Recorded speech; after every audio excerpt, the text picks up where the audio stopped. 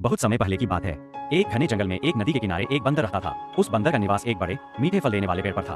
बंदर बहुत ही चतुर और खुशमिजाज था। पास की नदी में एक मगरमच्छ भी रहता था। एक दिन मगरमच्छ नदी किनारे आराम कर रहा था, तभी बंदर ने उसे देखा।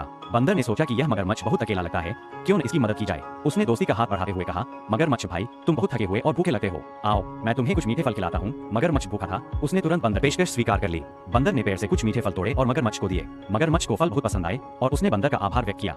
धीरे धीरे उनकी दोस्ती गहरी हो गई। हर दिन बंदर पेड़ से फल तोड़कर मगरमच्छ को खिलाता और दोनों आपस में बातें एक दूसरे की संगति में बहुत खुश रहते थे। एक दिन मगरमच्छ ने अपनी पत्नी को बंदर की कहानियां सुनाई और उसे फल भी लाकर खिलाए। मगरमच्छ की पत्नी को फल बहुत स्वादिष्ट लगे, लेकिन उसके मन में एक लालची विचार आया। उसने कहा, यदि यह फल इतने मीठे हैं, तो सोचो उस बंदर का दिल कितना स्वादिष्ट होगा, मैं उसे खाना चाहती हूँ। मगरमच्छ असमंजस में पड़ गया। वह नहीं चाहता था कि उसकी पत्नी नाराज हो, लेकिन उसे यह भी पता था कि बंदर उसका सच्चा दोस्त है। मगरमच्छ की पत्नी ने उसे मजबूर किया और कहा कि वह बंदर को पकड़कर उसके पास लाए। अगले दिन मगरमच्छ ने भारी मन से बंदर से कहा, दोस्त चलो आज मैं तुम्हें अपनी पत्नी से मिलवाता हूँ। बंदर को मगरमच्छ का